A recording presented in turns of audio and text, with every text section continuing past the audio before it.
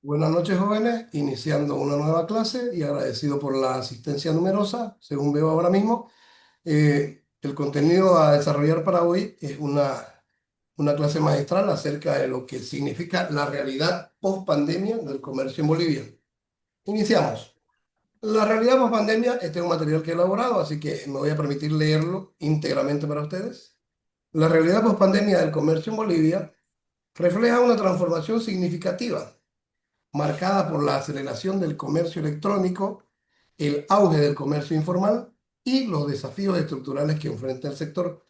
A continuación, vamos a ver algunos de los aspectos más significativos que han resaltado durante esta etapa, ¿ya? Primero, el crecimiento del comercio electrónico. Eh, esta situación o este evento, ¿ya? Lo que consideramos un evento denominado el COVID-19, generó un cambio drástico en los hábitos de consumo en Bolivia, con un notable aumento del comercio electrónico. Vayámonos a las propias palabras, hablando de que las aplicaciones de compra ya incrementaron su número, digamos, de funcionamiento ya en Bolivia.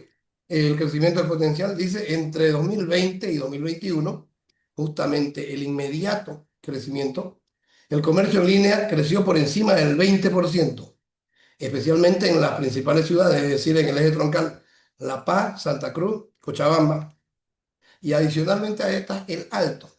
Este aumento se atribuye a las restricciones de movilidad. Recuerdan que durante la época de pandemia, el tema de la movilidad, la circulación para comprar insumos era bastante reducida. Lo vivimos cada uno en carne propia, supongo, porque yo era quien tenía que, por ejemplo, en mi caso, yo era quien tenía que salir a la calle protegido como se podía para poder adquirir los insumos que eran necesarios para alimentar en la casa. Esto porque nosotros estamos aquí en Guayaramerín, no en provincia. En otras ciudades empezaron a crecer las aplicaciones de delivery porque justamente pedías a través de la vía, de la vía electrónica y te llegaba a tu casa ya el paquete desinfectado y todo. Muy bien. Además de esto, justamente de lo que hablaba, las plataformas y medios de pago. Banca Móvil y Uninet tuvieron un repunte bastante importante durante esta época. ¿Ya? ¿Por qué? Porque los pagos generalmente se hacían muy poco efectivos, se manejaban en esos días, ya, según mi propia percepción. Ustedes ya eso podrán plasmarlo en sus trabajos de acuerdo a cómo lo veían, ya. Plataformas como Facebook, Instagram y WhatsApp se consolidaron como vitrinas comerciales. La mayoría de la gente vendía en los grupos de compra-venta de estas aplicaciones, facilitando alrededor del 17% de las transacciones. No, si lo vemos a grandes rasgos, este porcentaje no era alto, dicen, ¿no? Pero hablemos de que un porcentaje cercano al 20% del total termina siendo significativo, es una quinta parte, ¿ya? Y si hablamos del 17%, pensemos en que ya existía este tipo de comercio, pero en una proporción bastante mínima. El uso de códigos QR y pagos con tarjeta de crédito aumentó en un 25% de los pedidos pagados. Ya una de las plataformas que mayor crecimiento tuvo fue Yaigo. Ya eso lo podemos encontrar. Voy a pasarles los links de donde he obtenido toda esta información, ya para que ustedes puedan ir a una revisión y ver cómo se fue desarrollando toda esta investigación. Siguiente, la demografía. Los principales usuarios de estas aplicaciones eran personas que están en el estrato de los 21 a de 21 a 35 años, aunque un 60% de los mayores de 35 también adoptaron el comercio en línea. Desafío para el tema del comercio electrónico, la desconfianza en los pagos online. ¿Alguno por aquí tiene alguna anécdota que contarnos acerca de cómo lo tumbaron por los pagos electrónicos? Yo sí. Ya, pero eso fue después de la pandemia. Si es que hay alguno que quiera compartirnos alguna anécdota, estamos para ello. Conversemos, la idea es esa. No me voy a tirar una hora yo. Pa. ¿Alguno por ahí que tenga una idea o tenga alguna anécdota acerca de eso?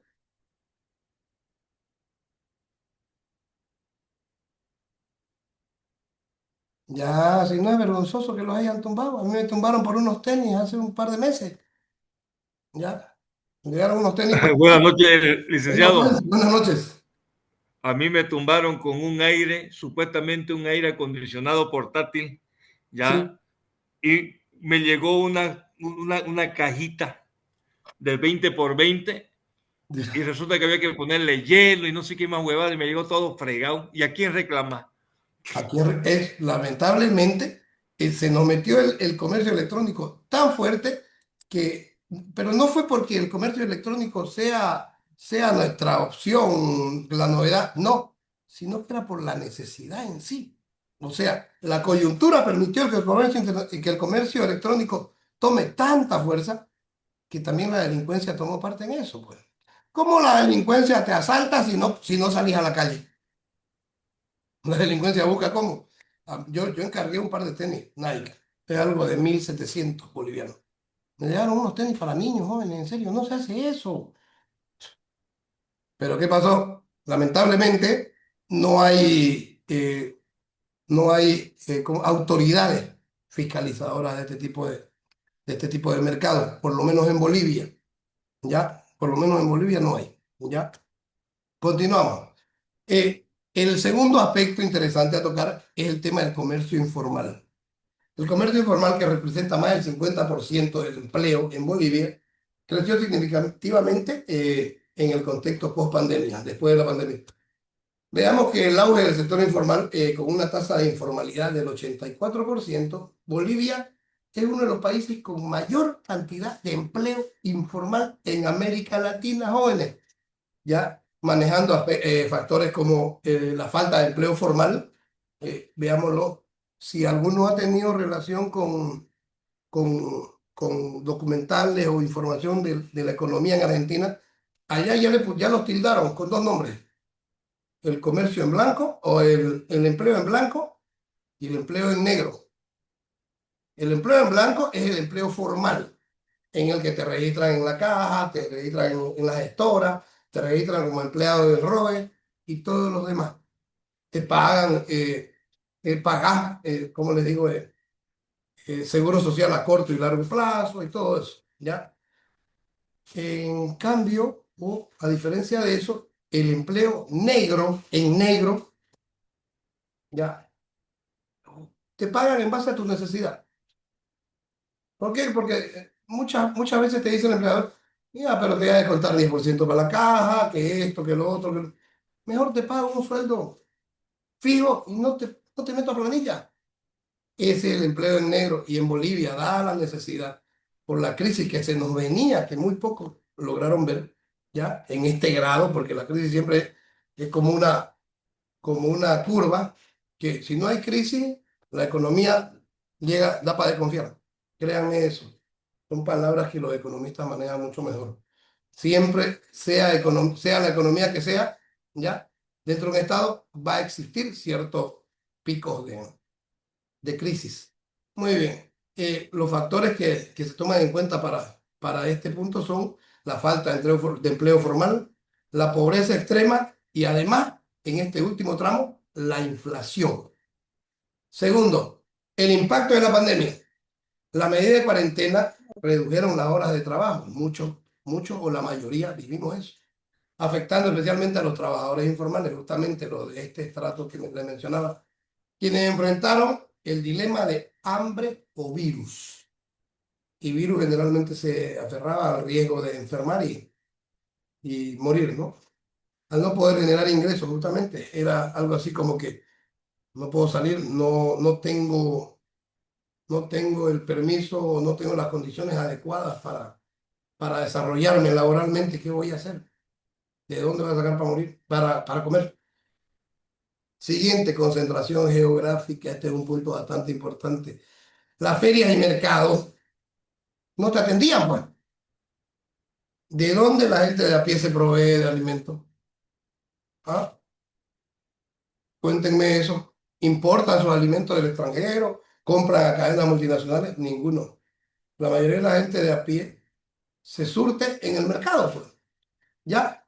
¿Y qué pasaba? Era incómodo porque en los mercados hablamos de que 50% son puestos fijos, y el 50% son vendedores ambulantes. A los ambulantes en ningún municipio les permitieron reubicarse. ¿Ya? ¿Por qué? El ambulante pues no tiene condiciones. En fin, el que tiene su comercio fijo ponía su entradita, y chiguete y toda la vaina, bueno, ya, yo le vendo. Pero el ambulante no tenía esas condiciones, entonces también redujo. El siguiente aspecto a tomar en cuenta, los desafíos estructurales del comercio. El comercio enfrentó algunos retos estructurales ya que ya eran débiles antes de la pandemia. Entonces, con el paso de este evento, se debilitaron más. Por ejemplo, la dependencia del sector servicios. En departamentos como en Cochabamba, el comercio perdió peso en favor de sectores terciarios. ¿Qué pasó? El transporte, la administración pública, las finanzas redujeron su participación en el PIB, pasando del 28% al 46% del PIB departamental entre 1990, veanlo esto, ya venía decreciendo, entre 1990 y 2019, reflejando una pérdida de vocación productiva en la región.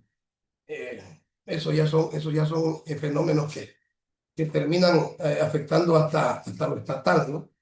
Siguiente, el contrabando.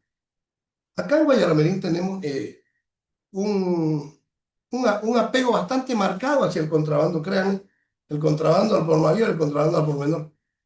Dada la crisis, en un momento era más factible salir, cruzarte en Pequepeque el río, que te cobraban 10 pesos la ida, 10 pesos la vuelta, porque por el puerto oficial es más caro, y hacer tus compras allá.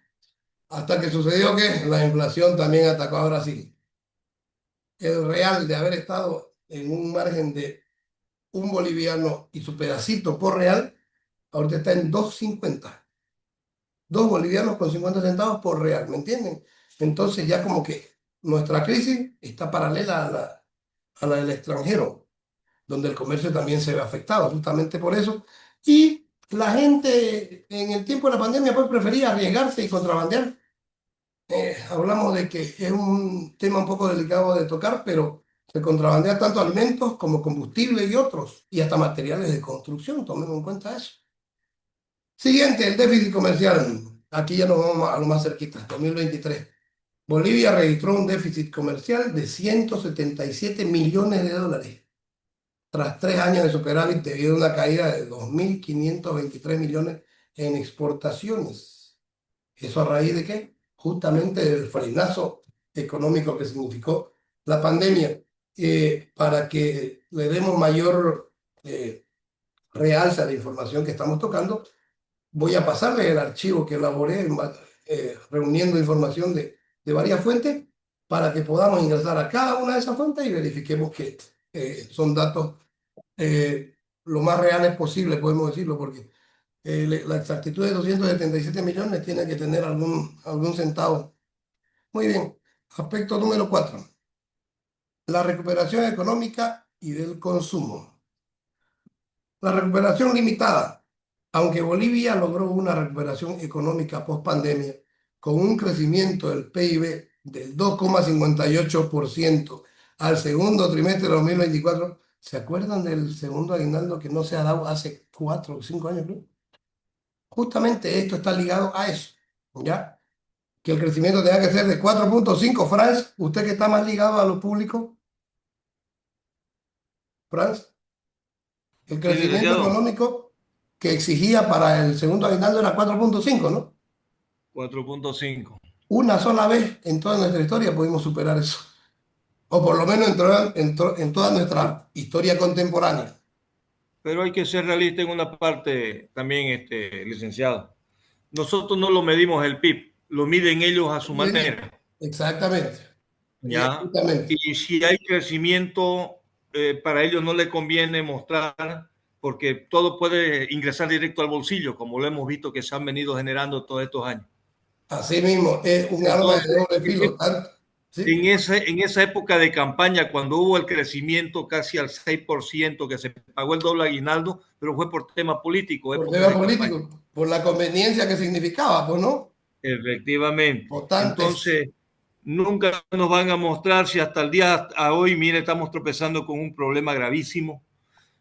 Mensual, supuestamente el Ministerio de Economía y Finanzas tiene que ingresar a las arcas diferentes cuentas que tiene la gobernación del Beni de 19 millones de bolivianos y solamente han ingresado el mes de agosto 9.5 millones de bolivianos, o sea, Ya, la mitad, para prácticamente que la se den mitad. cuenta cómo funcionan. Y ahí, 280 millones es el techo que tenemos anual y toda no nos han depositado ni siquiera el 50% y ya sobrepasamos los 6 meses. los 6 primeros meses, Me ¿no? imagino cómo estarán los municipios, no sé, ese tema lo sigue trabajando Laureano y Magdalena en la alcaldía, no sé cómo estará el tema en los municipios, pero nosotros ser una institución grande que maneja 19 municipios, 8 provincias, que son 8 subgobernaciones y 8 corregimientos, imagínense cómo estamos. Y vea cómo influye esa cuestión en lo económico dentro de los municipios. Al no llegar la plata, hay dos aspectos importantes aquí que tocar. Al no llegar la plata, ya generan un déficit, ¿ya? ¿Por qué? Porque el municipio sigue endeudado primero, con sus proveedores. Segundo, con el personal a contrato. Hay, en algunos municipios hay personal de salud, especialmente, al que se le debe hasta 4 meses de sueldo, compañeros. Muy bien, ese es el primer punto, pero imagínense lo que pasa hasta fin de año. Si es que no logran depositarle los 200 millones, ya que es el techo presupuestario, ¿qué pasa para el 2026? Cuéntenos, Frank. Vamos a tener que ingresar con deuda, ya, con salarios retrasados y bueno, pues tener que modificar ahora mi POA, por decirle, que era de 500, lo he ajustado a 350, pero Exactamente. priorizando y realmente adecuando no a la posibilidad que nos puedan ellos dar, Sí, y es lo que porque no pasa. podemos jugar, no Es podemos algo jugar con así. el hambre de las personas, ni tampoco podemos jugar con la propuesta política que se le hacen a nuestra gente. Si no Real. tenemos el recurso, ¿cómo vamos a ¿Y qué llegar a recursos cómo ejecutar vamos a cubrir proyectos eso? con ellos? Exactamente, el punto. En lo público, jóvenes, para esto es un punto aparte. En lo público, cuando una institución pública no ejecuta el 100% de sus recursos, el POA del siguiente año se cierra o encuentra sus techos en lo que lograron ejecutar en el año anterior. Es decir, yo le pido 100 al Estado como municipio o a la gobernación, 100.000, ¿ya? Pero no me dio más que para ejecutar 70.000. Ellos no me van a volver a dar 100.000 al año. Siendo que en muchos casos es culpa de ellos, que yo no recibí y no pude ejecutar, como en el de ahora, ¿ya? Hay que tener en cuenta algo, licenciado, que tenemos un techo presupuestario, pero si el Estado no nos da la liquidez suficiente para ejecutar, una cosa es que seamos nosotros incompetentes o negligentes, que no podamos ejecutar teniendo el recurso. Teniendo los Pero es recursos. muy diferente que no te den lo que corresponde en tu techo presupuestario, no tengas la liquidez suficiente para poder ejecutar. Es muy Querido Frank, diferente. le consulto al punto, justamente a lo que yo me iba. Están depositando retrasados. Supongamos que hasta el 31 de diciembre ellos logren depositar los 200 millones, pero le tiren algo de 70 millones en un solo mes. ¿Ellos pueden excusarse en esa figura? No lo pueden, licenciados, le explico los Ahora motivos. sí. Y a algunos compañeros, algunos colegas que tal vez manejan la vida pública. Sí, eso me Porque aquí interesa nos porque entran de IDH, nos entran de participación popular y de PP, ¿no? Nos ingresan. O sea, todo lo que es regalía que vienen a hacer los IDH. O sea, lo que ingresó, si fueron 300.000, lo van a tener que dividir para todos los departamentos que corresponden donde hay regalías por minera, orífera, petrolífera, lo que sea. Si no hubo muchos ingresos, entonces no va a haber que va a aumentar ahora, que si en diciembre hubiera un boom, que se pueda explotar o se pueda recaudar más recursos a través de los recursos oríferos, excelente, te van a llegar. Pero no olvidemos algo, son salientes. Y ahorita claro, vamos a tratar de maquillar y tapar todos los huecos que tenemos de atrás. sí, Esa es la salida. esa No es hay la más. realidad. Muy bien, y con eso suspendemos ya El punto aparte, continuamos, hablemos de acerca de que el consumo, nos dice aquí, luego de la pospandemia, el consumo en los hogares creció un 2,52%, pero las importaciones y la inversión disminuyeron significativamente, según el INE. Le voy a pasar este documento con todos los links de la información que he recabado y van a poder entrar a leer, van a interiorizarse un poquito más con eso. Les va a servir también para utilizar esos ratios o esa información para poder crear el documento que es tarea. Hablemos del cambio en el comportamiento del consumidor. Los consumidores se volvieron más selectivos, priorizando la relación precio-calidad y la seguridad sanitaria en los puntos de venta. La digitalización cambió los protocolos de la industria con un enfoque en la multicanalidad y los pagos sin contacto. Toquemos el punto directo. ¿Por qué? Porque el consumidor durante la época pandémica prefería asistir a un centro ¿cómo se llama esto? A proveerse de alimentos en un centro que tuviera medidas sanitarias. Y generalmente, véanlo así, el centro que tenía medidas sanitarias te cobraba más caro los productos. ¿Ya?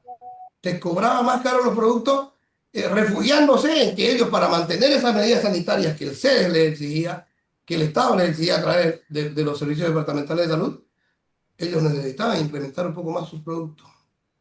¿Ya? Siguiente, innovación y adaptación. La transformación digital contó mucho en esto, ¿ya? Las empresas, especialmente las pymes, tuvieron que adaptarse a los canales digitales. Esto incluye uso de redes sociales, implementación de plataformas de comercio electrónico también. Créanme que si ustedes hacen una retrospectiva, volvemos al 2019, ¿cuántas de las plataformas de comercio electrónico que existen ahora en Bolivia existían en esa fecha? Antes era grupo de compra y venta a través de Facebook y WhatsApp, listo, ¿ya? Ahora si ven, ya tenemos hasta Mercado Libre Bolivia, ¿me entienden? Mercado Libre lo vimos, ¿dónde lo vimos Mercado Libre en el 2018? Cuando mirábamos la Libertadores y salía la propaganda en la tele, ¿o no, querido Carlos? ¿Cierto? ¿Ya? Ahora vemos, ya que ustedes entran a Facebook, Mercado Libre Cochabamba, Mercado Libre Santa Cruz, agarraron una franquicia internacional de plataformas de comercio y ya las aplicaron acá. ¿Qué? Interesante la figura. Muy bien, sigamos con innovación en retail. La pandemia destacó la importancia de la innovación para generar confianza, como medidas sanitarias visibles y experiencias de compra seguras. Los comercios de cercanía han ganado relevancia por su atención personalizada. En algún momento, los negocios electrónicos eran escritos, mándenme su confirmación, su comprobante y yo le envío el producto. Ahora, ¿qué hacen? Hasta te llaman personalmente. Y ahí es donde mucha gente termina siendo afectada por las famosas estafas telefónicas, ¿no? La logística retail ha tenido que reevaluar la cadena de suministro para adaptarse a un consumidor más exigente y a la digitalización acelerada. Quieras o no, durante estos últimos años, el crecimiento de la influencia de los canales digitales, sea redes sociales o sea plataformas de comercio, ha crecido exponencialmente. Y créanme que en los siguientes años se va a ver un crecimiento aún mayor. ¿Por qué? Porque la mayoría de los comerciantes la han pillado, pues. Ya reduzco mi logística, ya no tengo que estar transportando a mi centro de distribución, simplemente vendo a través del electrónico y yo envío el pedido directo al cliente. Ya no tengo que abrir tantos puntos de distribución. ¿Eh? Bueno, vamos a concluir con que Y hasta, esta es la conclusión. licenciado, dicen y ¿Me hasta escuchan? reducen su personal de Lógicamente, trabajo. Laureano, imagínate el tema, por eso hace ratito decía, el tema del transporte se redujo bastante, ¿ya? En el ámbito transporte, vean, toquemos el siguiente punto, antes de ir a la conclusión. En todas las ciudades existen taxistas, ¿sí? En todas las ciudades, en la mayoría por lo menos, en Bolivia, o en el Beni, no sé realmente afuera, existen los sindicatos de mototaxistas, ¿ya? ¿Cómo sobrevivía el sector mototaxista en esa época? Cuando la circulación era bastante restringida para el ciudadano de a pie. Porque no me van a decir que el taxi lo utiliza el pituco, el que tiene plata está en su movilidad, pues. ¿Me entienden? O sea, era un pequeño ciclo en el que el taxista no podía generar lo que precisaba para poder llevar que comer a su casa. ¿Por qué? Pues no podía salir, porque si salía también se arriesgaba a no llegar, a irse directo a los domos.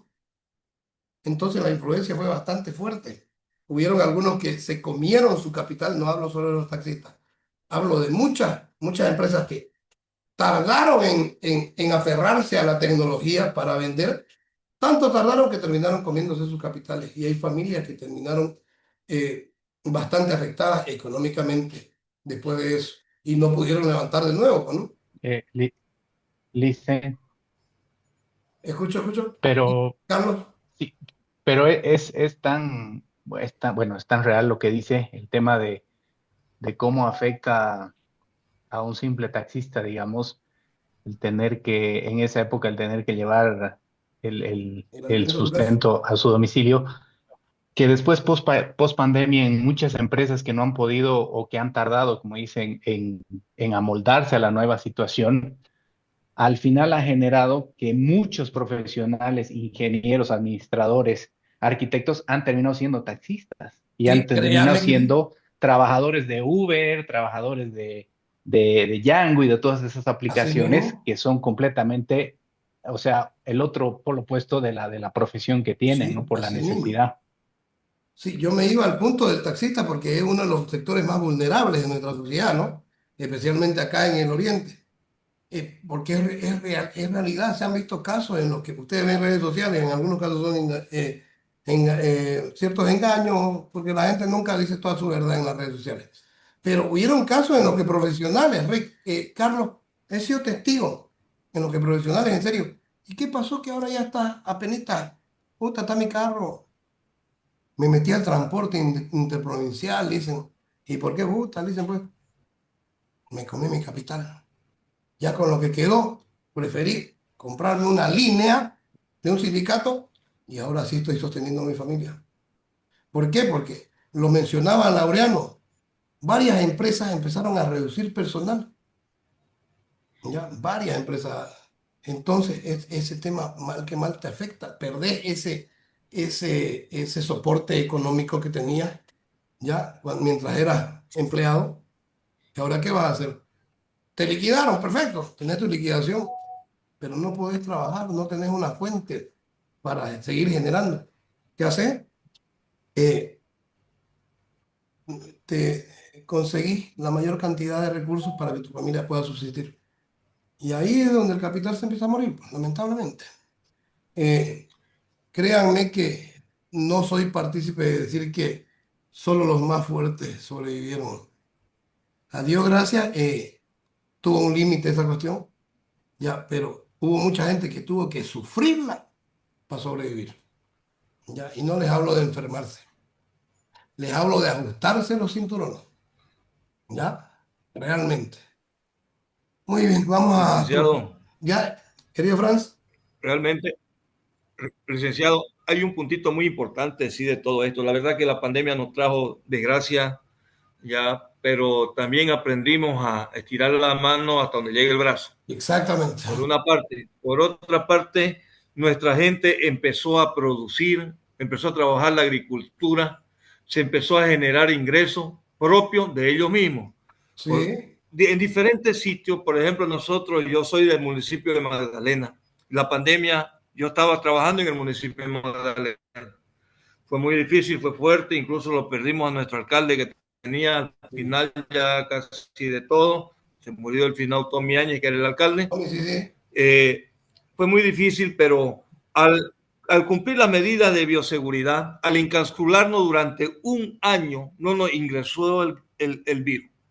En cuanto abrimos, por presiones de los mismos transportistas, por presiones de la misma gente, ¿Cómo? se nos ingresó el virus y empezó a morir gente. Todo contó, ahí interno en el municipio podíamos movilizarnos. Habían en las comunidades fronterizas, que es con Costamarque, que se prohibía la salida y la entrada. Aún así sabemos que por otros puertos tal vez se iban a hacer sus compras. Pero la situación es que nos enseñó muchas cosas. Ya trajo desastre, pero nos enseñó muchas cosas. Y bueno, no creo que sea bien para nadie, pero son experiencias para saber Así y mismo. aprender a vivirlas. Créame que no es que yo sea negativista ni por bien que nos pasó, no, es justamente a lo que usted apunta. Creo que ya la sociedad necesitaba un manazo de esa manera. Ya, tampoco soy tan religioso como ponerme a ese punto, pero sea o no que lo hubiera necesitado la sociedad, fue un punto de inflexión para que veamos que nosotros todavía damos como sociedad. Créame que fui testigo y fui también partícipe de varios eventos en los que la gente supo darse cuenta de que si no nos dábamos la mano para sobrevivir, no iba a pasar nada. Perdí bastante gente entre amigos y familia, la verdad. Ya algunos por testarudos, otros porque ya estaban. Vea que Guayará, al tercer mes de la pandemia, de la cuarentena decretada por el gobierno, recién fue el primer caso, que al tercero o el cuarto mes, algo por ahí. ¿Ya? ¿Por qué? Porque empezaron a permitir el tema de las llegadas en vuelo. No recuerdo muy bien cómo sucedió, pero aquí terminé perdiendo familia y bueno, pues tiene su poquito de dolor, ¿no? Pero sobrevivimos y no queda otra pues que levantarse, ¿no? Cuando uno tropieza aquí, los raspones pues irán a sanar, ¿no? Pero lo importante del ser humano es que termina recuperándose. Ahora, con su permiso, voy a llegar a la conclusión y vamos a continuar. En la realidad, por pandemia, el comercio en Bolivia muestra un sector en transición, con un crecimiento notable del comercio electrónico impulsado por este mismo evento, pero limitado por las barreras de la desconfianza por en los pagos digitales y el alto grado de informalidad. El comercio informal sigue siendo un pilar económico hasta hoy, aunque precario, mientras que el sector formal enfrenta desafíos estructurales como el contrabando y la dependencia de sectores no productivos. Para una recuperación sostenible, Bolivia necesita fortalecer la digitalización, profesionalizar el comercio electrónico, combatir el contrabando y fomentar alianzas público-privadas que impulsen el empleo formal y la competitividad. Ese extracto descargado de una revista latinoamericana, es decir, a nivel continente. Les voy a pasar ese archivo. Con eso concluimos esta parte ya. Voy a cerrar esta clase por ahora.